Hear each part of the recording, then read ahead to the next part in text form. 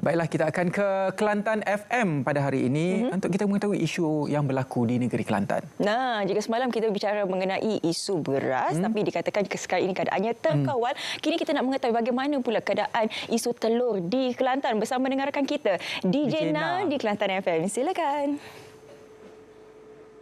Terima kasih kepada rakan penyampai di Selamat Pagi Malaysia, Ridwan dan Syafiqah. Juga tak lupa dengan pendengar setia Kelantan FM. Salam Malaysia Madani, salam cerah pagi dari tanah Cik Siti Wan Kembang untuk semua yang sedang menonton di siaran TV1 dan yang mendengarkan menerusi corong radio di kedai kopi sambil-sambil menunggu telur separuh masak sampai di meja. Ditambah pula dengan sedikit rencah kicap cair dengan lada sulah. Memang terangkat lah ya.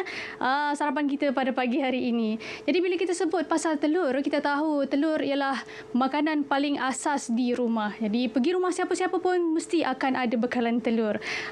Wajib ada. Jadi tak lupa juga dengan peniaga-peniaga Kelantan di Kelantan, kalau tak ada telur tak meniaga lah jawabnya. Ya.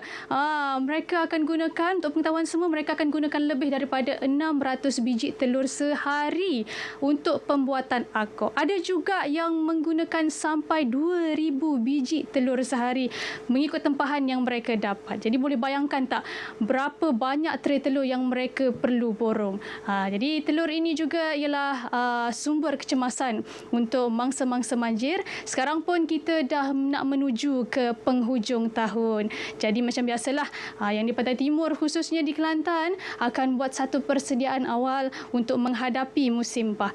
Jadi apa yang kita dapat lihat di sini, permintaan bekalan telur amatlah besar kerana ia adalah makanan asas kita semua. Jadi bila berlakunya isu dalam bekalan telur ni, kita semua automatik akan jadi gusar. Jadi tak tenang aja kan?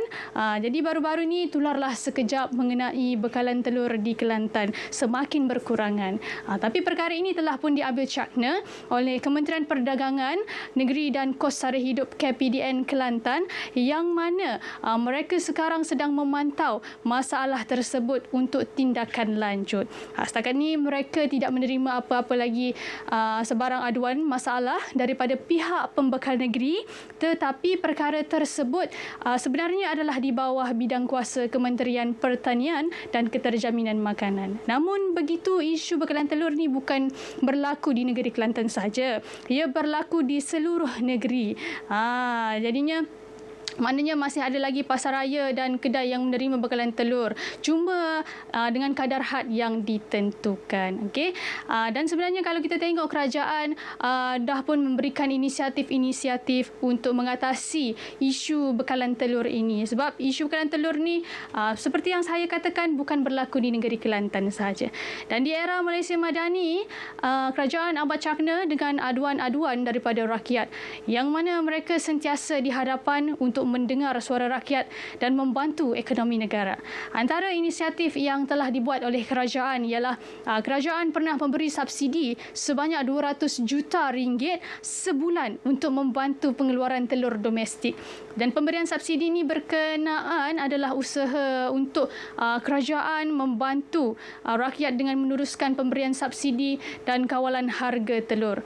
Di samping kerajaan memberi subsidi 2 sen mengikut grade telur, Pertubuhan Peladang Kebangsaan telah menerima 2.35 juta ringgit bagi melaksanakan projek menaik taraf pusat penetasan anak ayam sejurus akan meningkatkan produksi telur tambahan dari peluasan sektor penternakan ayam. Kerajaan juga telah menambahkan bilangan pekerja di sektor penternakan. Itu adalah antara usaha yang diambil kira oleh kerajaan untuk berlakunya ketidakstabilan.